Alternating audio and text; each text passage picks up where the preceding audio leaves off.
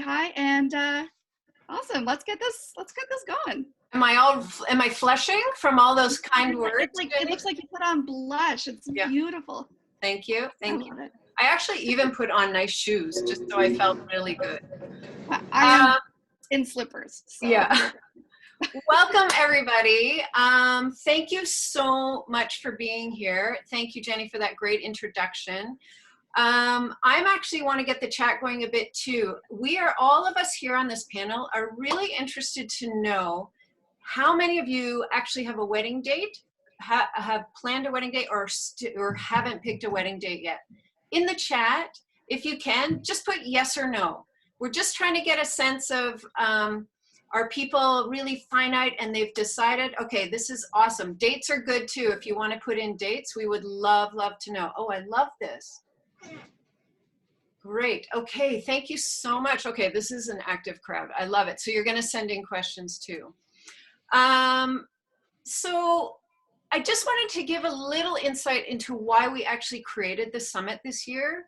As many of you know, we usually host the Wedding Co Market. We've been doing it for this would have been actually our 20th year. So we're just putting 20 on hold for actually November 2021. So, so the most important thing we wanted to do though is every year we have this incredible opportunity to connect with Toronto's newly engaged couples and the industry.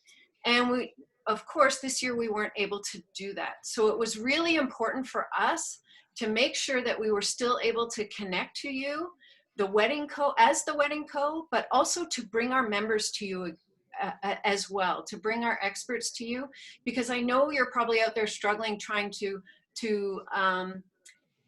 make these plans and in a very different way. And a show is always so much fun to go and see and be tactile and to talk to people. This was the best way we could figure out to do it, and we're really excited. I have a great panel here. So I want to introduce this amazing group of panelists, but I just want to, I want to make sure the key with right now is that we want to make sure everybody's moving forward with their wedding plans. So this is why we started with the look. Because even if you don't have a date, even if your date potentially might move, you can always start planning the look. And who doesn't want to start with that anyway? So I brought this incredible panel together. I'm actually going to go through it alphabetically. But you can scroll over and you'll be able to see everybody's name there. So first we have Adiola Dami from Celebration Events Management. I thought it was quite important that we had a planner as well, because they are very influential in the wedding day look as well. I'm excited to have Amanda Liu and Josh Thomas from Tiger of Sweden. They're in the back there, social distancing. Thank you for being here.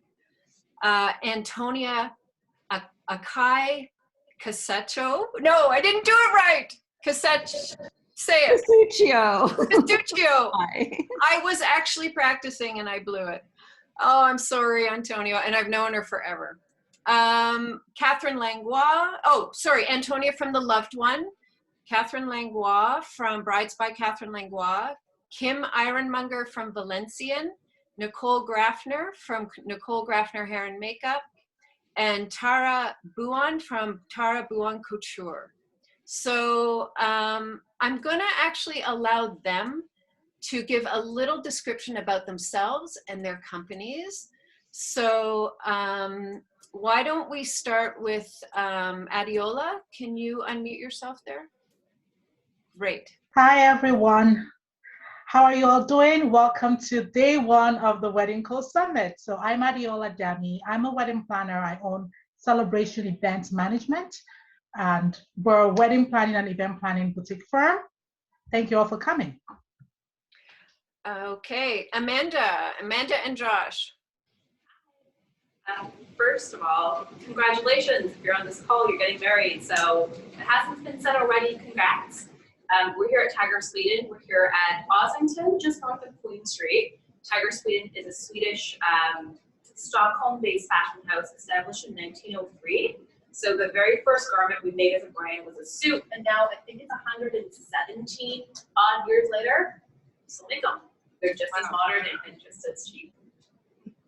Thank you. Antonia. Hi, I'm Antonia from The Loved One, and actually as of this Valentine's Day, The Loved One will be turning 9 years old. And I do bespoke accessories and so headpieces and jewelry to complete your wedding look. And thank you all for coming. Catherine Langlois. Hi, can you hear me? Yeah. Oh, great. So I design custom and made to order wedding dresses, and we've been doing it for about 20 odd years. And I love what I do, and I love the girls who work with me. Thank you, Catherine. Kim. Can you unmute? I'm unmuting. You're good. Go. There we go. Hi, everyone. Congratulations. My name is Kim from Valenciennes Bridal. Valenciennes is, this January, is 36 years old. And we also make and design custom wedding gowns. And we also have another line, which is an Israeli line called Riki Dalal. And we have the exclusive rights to that in Toronto. We're happy to see everybody on this chat, because I think we're all in our little silos. And so congratulations, everybody, and we look forward to talking to you today. Thank you, Kim. Nicole. Hi everyone, welcome and congratulations. My name is Nicole Graffner. I am a Toronto-based hairstylist, both in salon and weddings. And I've been doing weddings now since 2003. And I work primarily in Toronto, although I am fully mobile and will go wherever you need me to go. Very happy. Cool. And Tara.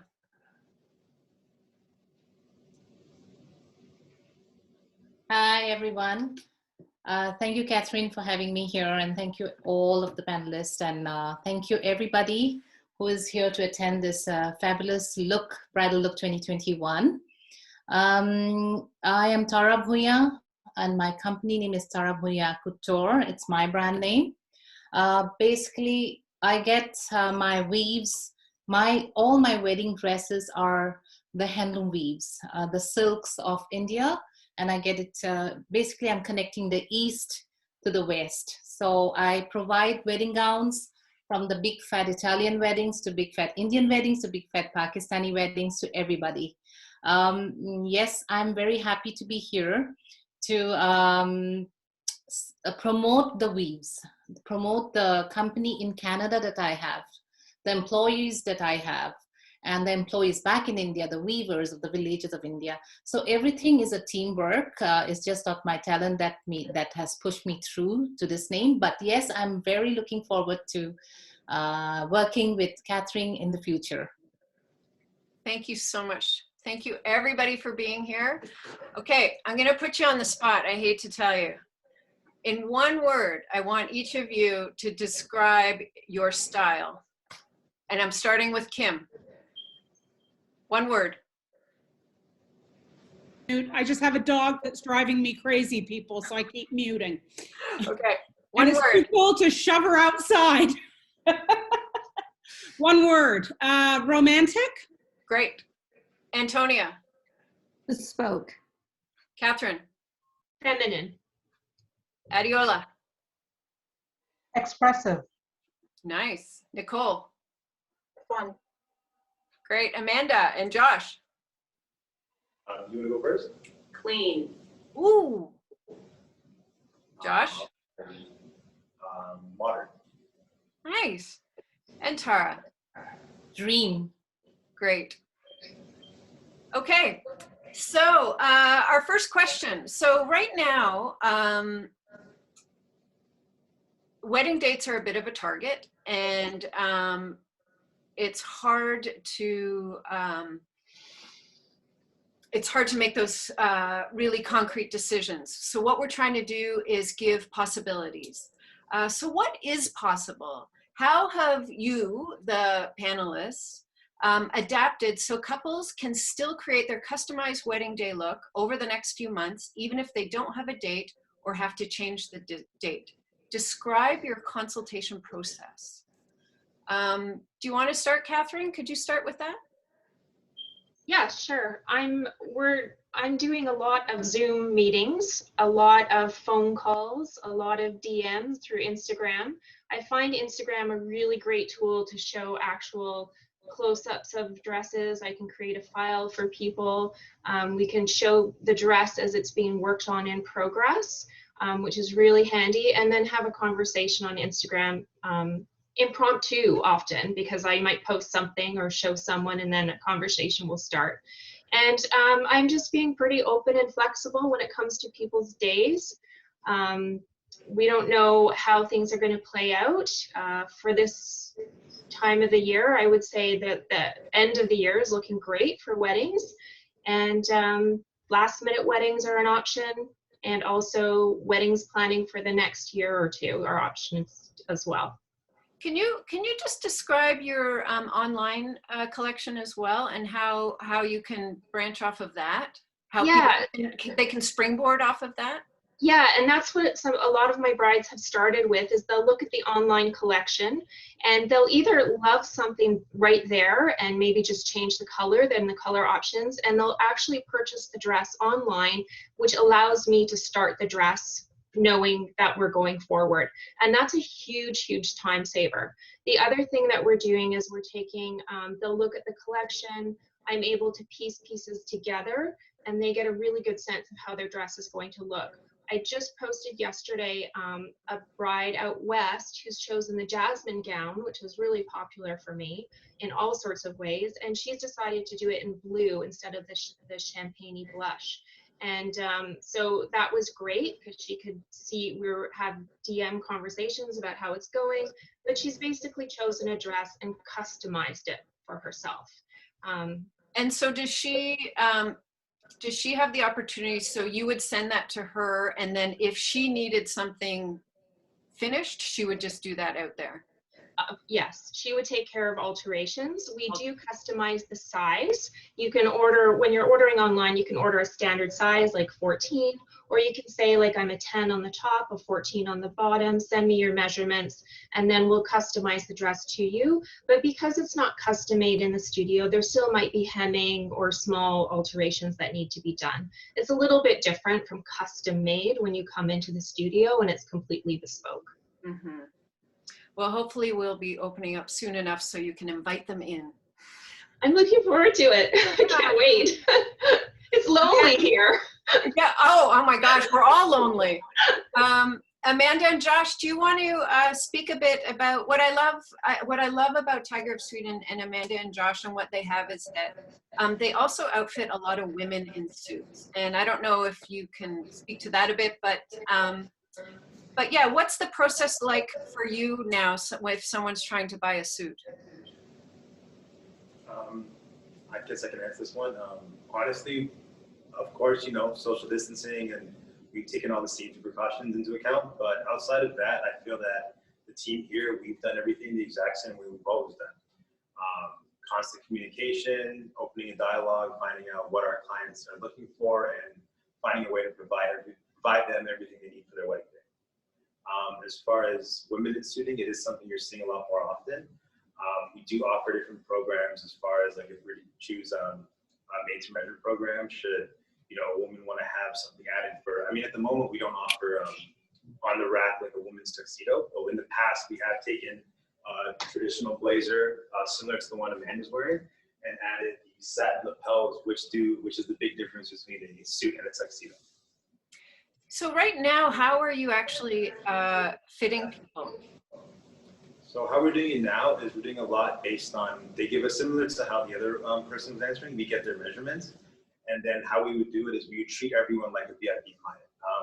We will send them multiple options. They can see what fits. You know, we try to accommodate as best we can in these troubling times. And say if someone's in between sizes, we will send them both sizes. They can see which they like best. They can even show their partner, get the second opinion, and then we'll go from there depending on the sizing and the alterations they may or may not. So you actually literally mail them the suit. Yes. You courier the suit to them. They can try on 2 different sizes, 3 different sizes, and then choose from there. That's amazing. That's a great service. Thank you. Kim, do you want to go next? Hi, everyone. So my service is not really changed too much in the last little while, but did start the second day we were locked down. I started a design online, a process where I would sketch out their dress for them online, and you know, they would we would do a Zoom, so they would share their inspiration pictures, you know, and we would put it together that way. It's worked out really well. We've had some great response from that. When we went and we opened up from the first lockdown, we sort of got whatever I had sold. We did those canvases. My process is a little bit like when you have your gown designed by sketch. The next process is we do, I call it an ugly fitting, but it's made out of muslin, and your dress is created as a mock-up, and then that turns into your pattern, and it's a very bespoke service. So it's a little tough for us right now, just because obviously, you know, you have to get quite close to customers to do that type of fitting. But we're just we're waiting for it all to open up, and that's how I sort of pivoted during this time frame. Can you speak a bit about, I mean, one thing whenever I think of you and Valencian, as I think about your beautiful sketches, can you just talk a bit about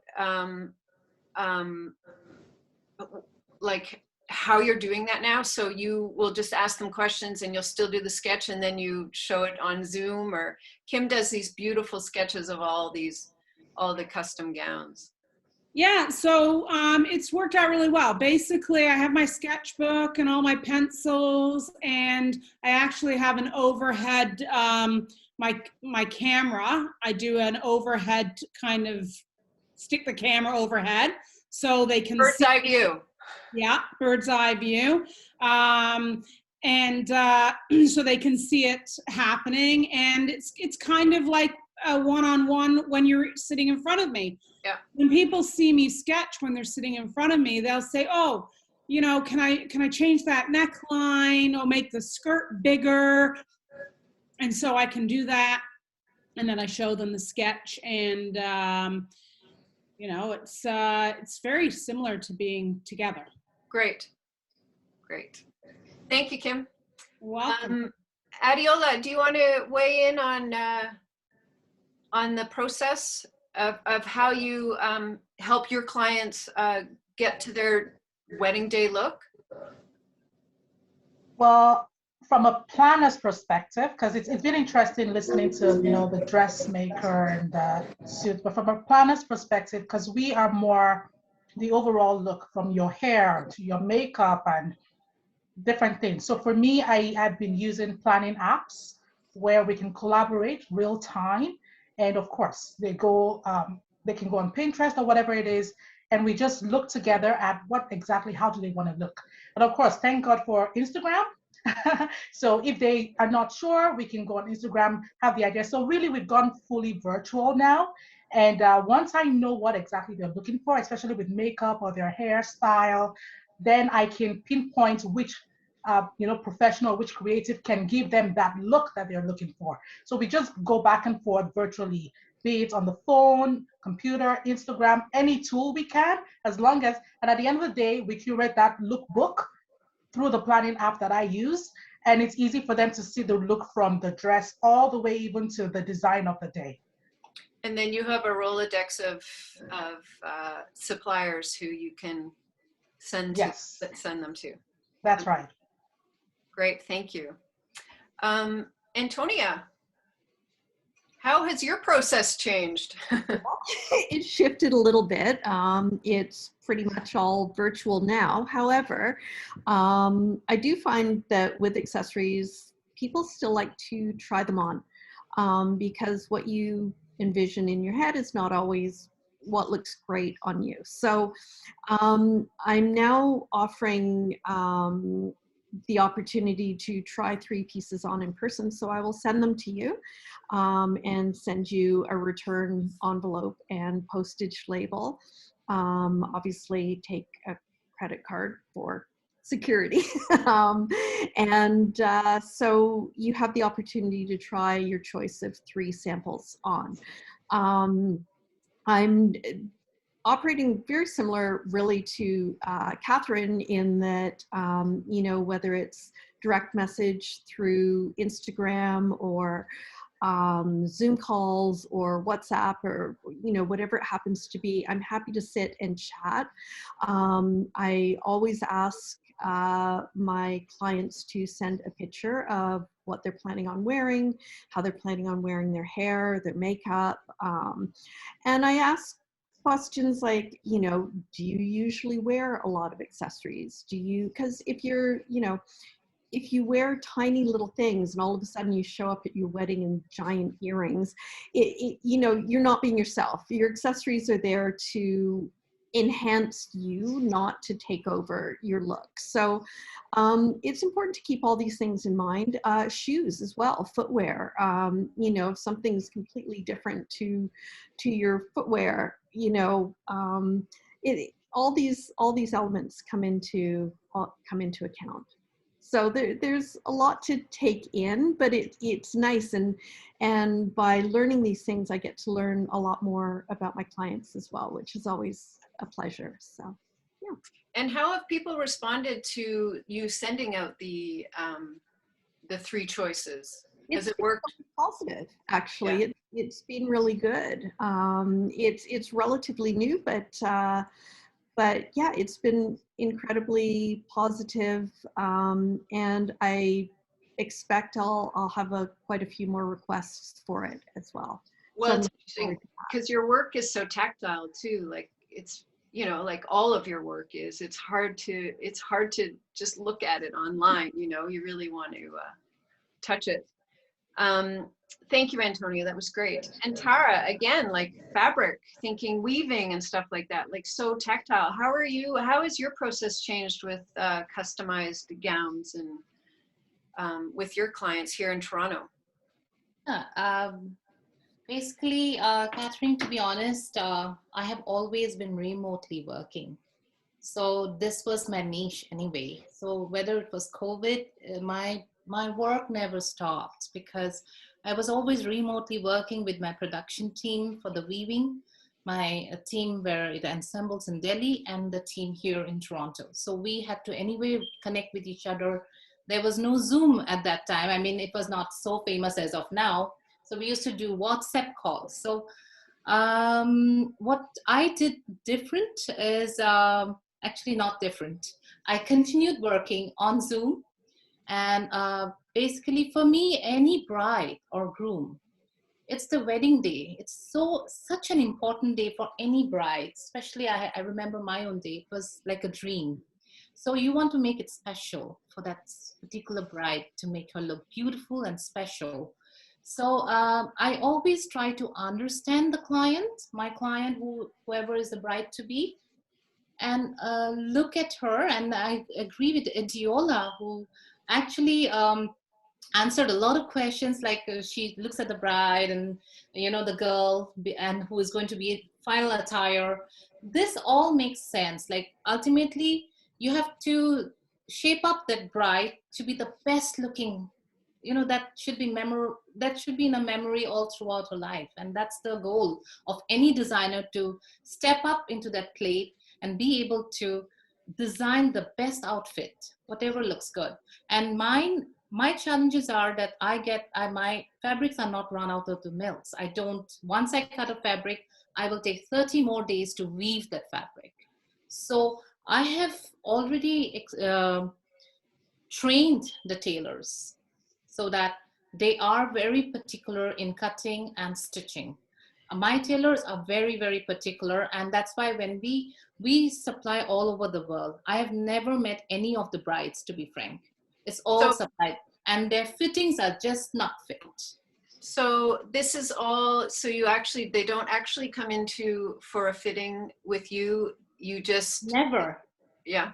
I love it. All over Everybody's got different internet. systems. Remotely performed, and that is the reason we take the process very slowly initially. Even now, every garment, every embroidery work going on it, every cut, every pattern, we are super careful. Very slow process, very intricately done, starting from the weaves to the stitching and to the trial. And in case there is a bride here in Toronto or GTA or in Canada, I have tailors in place so that they can alter them.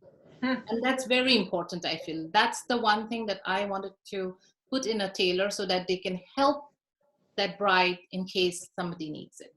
I think that's interesting that was your process already. Yes. Some people don't have to pivot. Okay, I want to go to Nicole. So Nicole does hair and makeup, which I always think is like the wedding cake topper. She's the one that the day of pulls the whole look together. So Nicole, you're in a really tough spot. People aren't able to book a date, and trials are a bit hard right now. So just explain to us what you're doing. So my process hasn't really changed at all because my initial contact with the bride is always usually through email, phone call, DM, whatever, through Instagram. And we generally trade a whole lot of emails back and forth before even the trial comes around. Because typically the trial I suggest to do about 2 to 3 months before the wedding. So we've already gotten to know each other, and I get a sense of them. And I always try to encourage them, like, look, when you are choosing a look, I'm not trying to create a new person. I want it to be the best version of yourself and how you feel most comfortable and how you feel the most beautiful. So when they do actually come to see me for their consult, they'll have their inspo photos and I'll try and guide them to try and refine it and try and hone it down. Because sometimes people are a little bit all over the place. They're like, oh, I like this, but I like this, and my girlfriend did this at her wedding. But that's what the trial is for. And I've done up to 3-4 different looks, and I take photos of every single look. And I send them to them so that they can go home and review them. I've taken 360 videos so they can go home and review it. But ultimately, the actual consultation part, that it's hands-on. And so that's when we first meet. So what has changed for me is that I'm getting brides reaching out and saying, this is my tentative date, or this is my date, because I am a date-based service. Like, you can't really book a service without the date. But how are you, if I have to postpone, how are you handling it? Like, what are you doing? And to that, I say, just keep me in the loop, please. Like, when you know, let me know. And I will do my very best to accommodate your new date. And that's ultimately all I can do. And if I can't accommodate that new date because of an existing booking, like I had a lot of my 2020 brides shift to 2021. I actually held off taking bookings last year until mid-year so I could get everybody repositioned for this year. I'm trying to work with everybody as best I can and being as flexible and as chill as possible. I think that's the thing these days. It's all about flexibility. We all have to be real. It's a slow walk to forever. We have to be really patient. Like, one thing I want to say is, so I have one of my brides who, she was actually one of the first ones to change her date already back in April. And she initially changed it for she was supposed to get married in September. She moved it till May of this year. And at that time, we didn't know much about COVID. And I was like, wow, that's crazy that you're moving it already till like May of 2021. Gosh. as it turns out. And actually did end up getting married in September because restrictions were eased up a little bit, had a backyard ceremony. We treated that as her trial. So I did her trial at her backyard ceremony, right? So thanks for your buck, you know. And her actual wedding date was supposed to be May 1st, but now they're expecting. So he's like, hey, can I use my deposit towards a maternity shoot? I'm like, yeah, of course you can. Yeah. You know, and that's the beauty, I think, of all of us, because we all work independently and for ourselves, that we are able to we're not a company or an organization per se, so we're allowed to sort of put the humanity back in business, you know what I mean? And understand where somebody's coming from. Yeah. Like with Antonia sending out pieces, with Kim, like doing like the bird's eye view, like stuff like that. Yeah. And with me, it's like, you look at, if you need to shift it to a maternity shoot, sure, no problem. Yeah. Just keep me in the loop. Yeah. Yeah. Just keep everybody in the loop. Thank you, Nicole. Yeah. We actually have a question here, and it's for Catherine Langlois. How much do the prices differ and change from the website when they begin to be customized? It's a great question. Yeah, well, they don't change that much if you're staying within the style. So for example, if you're changing the style of the sleeve to one style to another, that doesn't change. The color doesn't change. If you're switching out a lace, that won't change too much. It's when you start adding a long sleeve to a lace dress where previously there was no sleeve, that will increase the cost. You're adding detailing. So now you want more 3D beading, or you want a different kind of lace. Those things will increase the cost. Generally, the dresses on the website are reflective of the custom work that we do in the studio. I don't necessarily charge all that much more for custom work. They are the look that I do, and they're priced within the same range. And how long, and I'm going to ask this to all of you, so what time frame are people looking at when they order a gown? Catherine, do you want to just continue? Yeah, just continue on. So now I have brides booking for the end of this year, for the most part. I think the earliest wedding I have going on is August. And I have brides who have larger weddings. Maybe they want a lot of people at their wedding. They're booking into the next year. And it really just depends. So if someone decided to have a wedding in a month. Yeah. Well, the beauty of right now is that we're not crazy busy. So, and that is what we did last year in the summer. I had brides where we were halfway through their dress, and they called me up and they said, hey, I have an opportunity to get married in 3 weeks. Can we finish the dress? And I was like, of course, because we have time, and we'll make it work for you. And as Kim and everybody else have been saying, we're just being super flexible. I'm just like, this is your wedding date now. If you move it forward for whatever reason, because you want to just get married, if you move it a year from now, I'm fine. We'll just do whatever works for you at this point. Great. I'm curious, Amanda, how long is the process with a custom suit? 8 weeks. And that would be the conservative end. Normally we say 6 to 8 weeks. Great. Thank you. Kim? Yes. From sketch to product, what is to finish? What is that time frame look like for you? Well, previously we would have liked to have said, well, we like, a minimum of 6 months going onward to a year. But now it's whatever you're giving me, whatever, because it's like Catherine, we spent an entire season of, it was like a chessboard. We were moving, we were shifting, we were morphing. Girls weren't getting married, then they were getting married next week. I'll tell you, in this time where we are right now, I feel very strongly that the brides out there, if they have an opportunity to use a service like Catherine's, like mine, It really is to their benefit, because going in, and I'm not knocking any other service, but going into a store where you are basically ordering a gown from a company, they have to get it made, they have to get all of their product together before they make it. We're in a world where we don't know what's happening. And you know, you very possibly can come unstuck. So I think you have a lot more control as a bride if you are considering, you know, getting married this year and getting married later on in the year, and you're kind of on this fence as to what type of gown and where you're going to go, and should I wait for the stores to open? Well, you know what? You're getting married in the middle of a pandemic, and you want to mitigate issues and problems.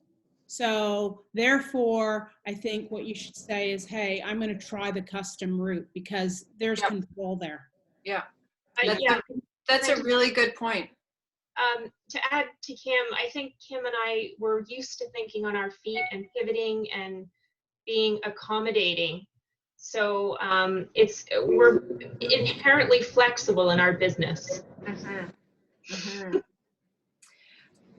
understatement. We have a quick question here. Hello, does anyone do custom bridal separates like detachable skirts, tops, or overlays? I'm going to say they'll do anything you want, right? Absolutely. Yeah, of course.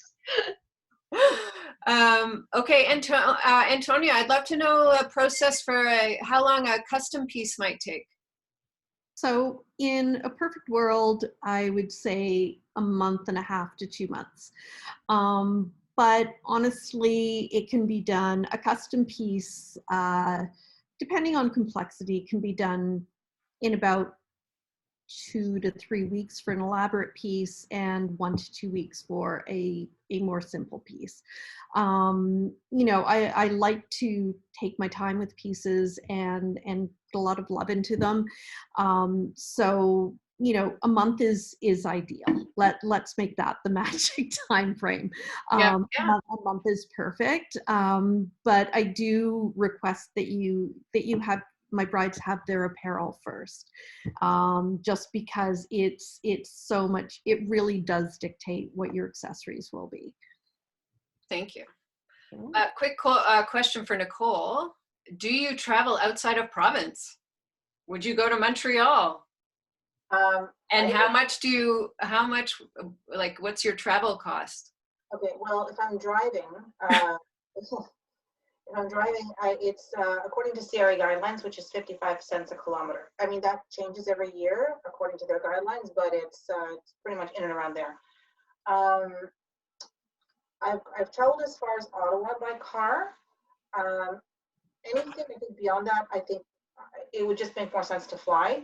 And at that point, then the bride would be responsible for my flight and accommodations for the time that I'm there. You know, and so yes, the short answer is I'll go wherever you send me.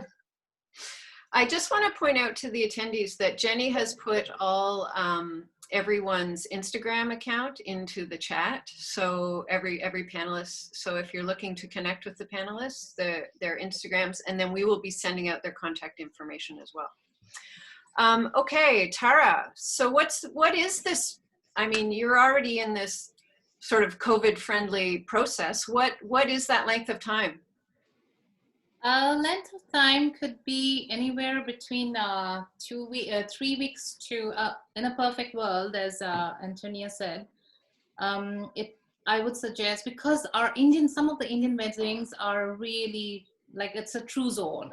It's just not the bride and the groom. It's like the mother-in-laws and the father-in-laws and everybody comes. So a wedding has about 18 pieces. So yes, the bridal is the special one. So if I talk about the bride in Toronto, if I have to deliver, I would have the material here and get it stitched here. And of course, 3 weeks is what they can select from the materials that I have, the fabrics that I have. The intricacy of work also, I do it here, especially the embroidery. And I'm going back to the previous, somebody I think asked whether we have split skirts and You know, blouse, that's my specialty. I did it for an Italian wedding. It looks fabulous. It really, really looks fabulous with pearl works.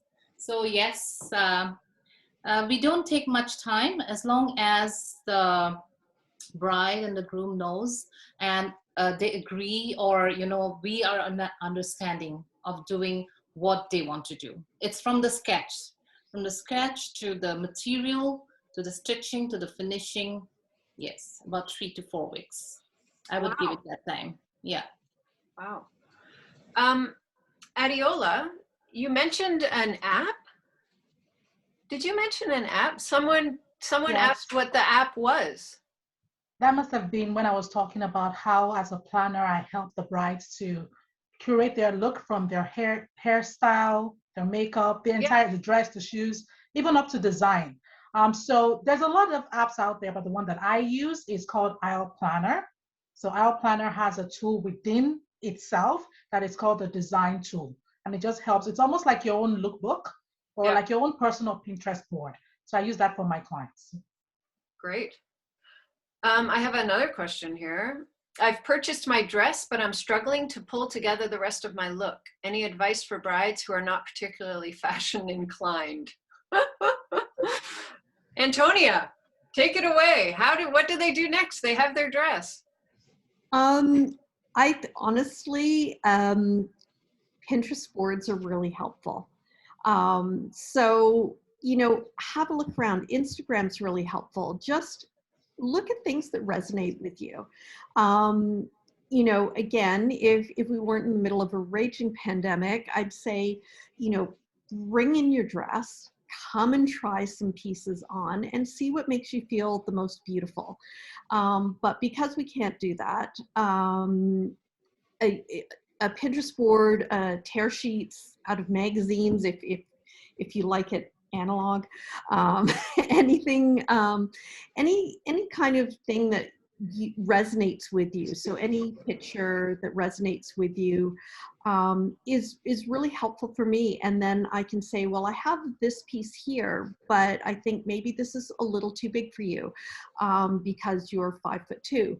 So why don't we take a look at making this piece a little smaller for you, but doing the same piece but smaller, and that way it becomes a one-of-a-kind, a custom piece. And that, you know, when things get smaller, they also become more affordable actually, because there's less materials used. But that's just an example.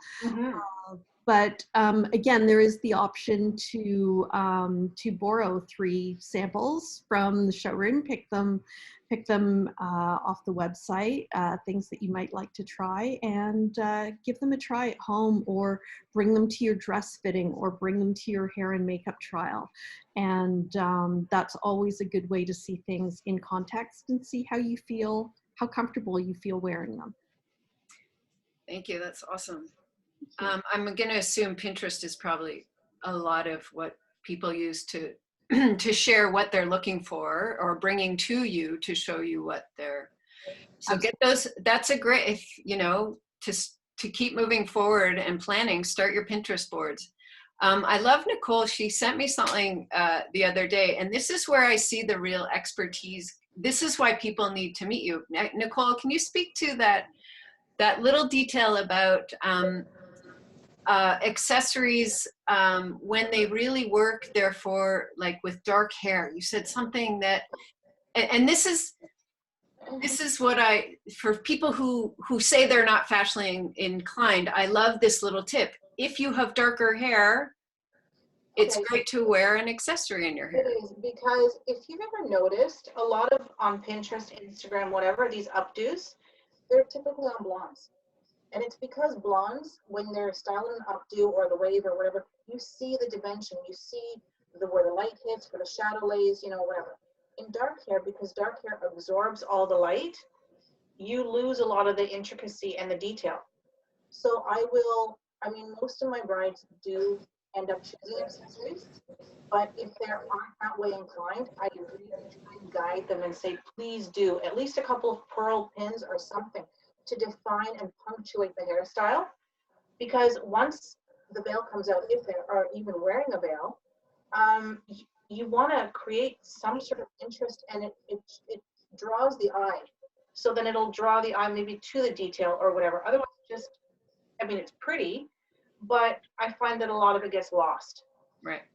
I don't know. I love that little tip. I thought that was because people probably come to you with these Pinterest pictures and they're kind of not a reality for what their hair is like. So you have to adapt in that way. Yeah, 75% of the time, honestly, they are, the Pinterest photos are.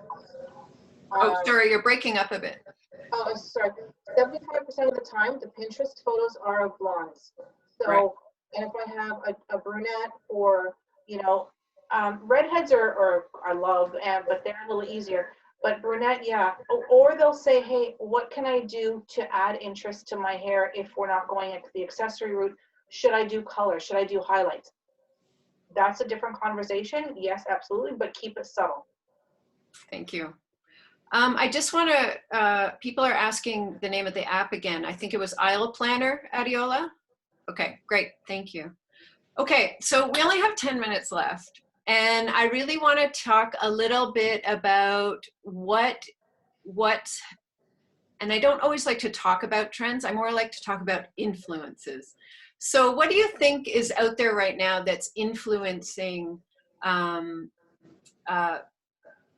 brides, or what are the things they're picking up on, or what do you think you're going to see in the next year and a half based on what's going on right now?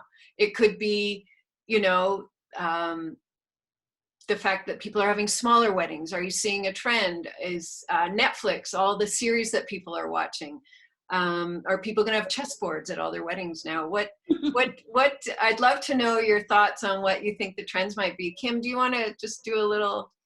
Sure. What you think's coming ahead? I have had a few requests for empire dresses, so I would say that that's coming from Bridgerton. Yeah. Netflix show that everybody's seen, I would say that's going to be a pretty big trend. Usually royal weddings and anything that's talked about a lot usually gets airplay, and then it filters down to the wedding gown. Amanda, do you see anything with suits? And can you talk a bit about, are you seeing more women wearing suits these days? So yes, actually, mine's very different, but it's still pop culture. We're seeing influences off of what's on the red carpet. So when I see grooms specifically, I don't see a lot of grooms use Pinterest. Instead, a really good phrase to look up is best red carpet male or best red carpet suit. And then I start to see people specifically screenshot those pictures when they're sharing their inspiration. For females, it also comes from, Beyonce's Wicked suit from that music video. And it comes from things that aren't necessarily scripted shows or movies, more like just what celebrities like to wear. Great. Not many red carpets these days, though. I think they got a chance to sneak a couple in last year. Yeah. The cast for Schitt's Creek did an amazing. Oh my God. Oh my gosh.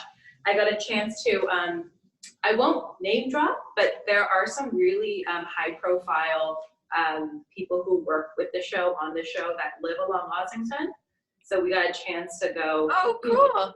We got the inside scoop on what it was going to like to be at the Casa Loma for the show before it happened. So yeah, that was pretty amazing. Catherine, do you see any trends coming? Yeah, for sure. To echo Kim, I think Empire's going to be a trend, whether it's super minimalist and clean, which is one end of the spectrum, to really beautiful, what I call fairy tale dresses. There seems to be two kind of themes going on. I'm not seeing a ton of short dresses, although they're fun. And the other thing that I think bridal gets influenced from is just streetwear. What's going on in the real world, what people want to wear again. My daughter, who's 19, has been harping on square necklines and straight across strapless and the Monica look for the past 2 years. And finally, I'm starting to see that come up from other designers in bridal. Right. you know, there's things that have had their day and they're moving along. And I think this break from bridal, like this year, has been giving us the chance to move on to maybe a new kind of style. But again, it seems to be very polar, like a lot of things in the world, very fanciful and beautiful and feminine and flowery, and then very, very clean. Thank you. Adiola, what are you seeing out there? I think because of the rise in outdoor weddings, backyard weddings, people are actually now thinking more about comfort as well. So they just want to be comfortable, you know, that airy look, comfortable shoes, things like that. Mm-hmm. Tara, do you see any influences? Yes, actually, since July, I had the busiest wedding season. I don't want to say that here, but yes, I did, because Asia opened up quite quickly, Singapore, Indonesia, and then Florida was open. So I did a few notes on that, actually. So I agree with Kim and Catherine, who already said about Empire style. That's the 19th century English style gown, which is very much in, and the puff sleeves and all those dramas with laces, puff sleeves, feathers, ruffles. All these are coming back into trend now. It was there last year, but we couldn't have anything much in 2020. So I did a few destination weddings. I think Adiola is very right. I did a couple of beach weddings, because very personal ones for 10 to 20 crowd. And those had like English corset gown patterns I had done, and you know, the jewel necks. Those are back again, and those look fantastic. I think Catherine came, everyone will agree. Those never go out of style, I feel. I think these are some of the trends which will be still here in 2021. And the color patterns are, I have done one on acid, you know, those, the bright color flowers, the acid bright flowers. I have done one of those. It looks fantastic. I mean, it really looks beautiful on any beach wedding. And the other one is the pastel color tones, of course, that's always in. I mean, you can do anything with pastel, but the acid bright color ones are, because we are expecting a lot of summer weddings towards the late summer and fall. So probably we can play around those colors a lot. I feel like we just sort of missed 2020. Like it just sort of like it's not even here. So whatever was going to happen from 2019 is actually going to happen in 2021. I feel like it's just sort of gone. Antonia, are you seeing any influences? Yeah, absolutely. You know, to echo Kim and Tara and Catherine, definitely Bridgerton is having a huge effect. And I'm seeing a lot more interest in handmade silk flowers and just a lot of hair embellishments and tiny little choker length necklaces, very delicate, because they sit so beautifully in a square neckline or you know, against an Empire dress and framed with puff sleeves. It's just beautiful. So I am seeing that. I'm seeing, I still get a lot of requests for statement earrings, but I'm seeing a trend to tiny little delicate drop earrings, which is really lovely. It's quite nice. So yeah, I'm definitely seeing the Bridgerton effect. The Bridgerton effect, or we might have just started it. I don't know. Okay, Nicole, you're the cake topper. What's happening in hair? So it's, you know, I mean, I don't really know until they come to me. And when they come to me, I usually say, what's your dress like? How, do you know what I mean? Like I glean all these little bits and bobs of information from decisions they've already made. And sometimes I can predict a trend. Like, for example, if you're going to go Empire waist, 9 times out of 10, you're probably going to go up as well with the hair, right? Unless you really want to have a boho thing in the backyard where you do like beach waist. That could also look good. So it's really, I'm going to let my brides more or less tell me what the trend is. Sometimes it surprises me. Last year, for example, the 3 weddings I did have, I had a ton of side swept, like one side back. I think we're putting that to bed. And I feel like maybe this year, if there are a lot of summer weddings, I think the trend is going to be to go up again. And if it's just a couple of, it's an intimate gathering, they may decide to do like a beach wave and just have it down and very easy breezy, you know. But ultimately, it will. I think the dress style is going to really play a huge part in where the hair goes. Just quick on color. Do people do a lot of color in their hair? You mean like artificial color, hair color? Yeah. Do they dye their hair before their weddings? Some do. Yeah. Well, yeah. That was confident. Well, no, because it's okay. So I'll get the request to say, okay, make my blonde as fresh as possible, and we'll do a little like hair color like planning journey leading up to the day. Some people will come, some brides will come to me and they will say, I have dark hair, black hair. I just want to add something so that it looks good in my updo. What can we do where it's not going to damage my hair or super high commitment? I never ever suggest to go, oh, and then I have some brides that are very, very blonde and they want to go back to the natural color. Right. Oftentimes it's for family photos and because these are the photos you're going to look at for the rest of your life. And maybe a slight ash silver ombre is super trendy right now, but in 15 years, not so much. And you might look at those wedding photos and go, what was I thinking? Okay, I think that is such an incredible point to leave on, is that what's really important is that you look like you on your wedding day. And I guarantee you, like, you guys are the ones to actually make that happen. And I love that you're all so dedicated to custom, and you can really capture brides and grooms, their values in their look. And thank you, Nicole. That was a great way to sort of, make sure you look and feel the best you want to on your wedding day. And really, that's the number one takeaway. So it's 6 o'clock. That went by really quickly.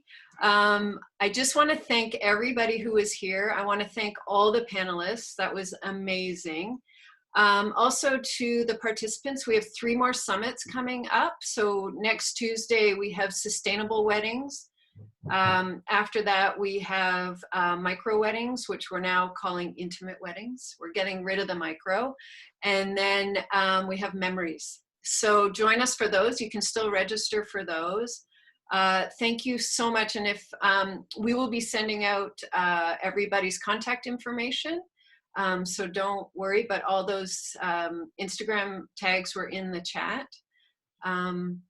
Thank you everybody for coming. I'm sorry it was so short, but if you have any questions, attendees, feel free to email me, or you can email the panelists directly. So thank you. You guys are amazing. Thank you. Bye. Thanks. Bye.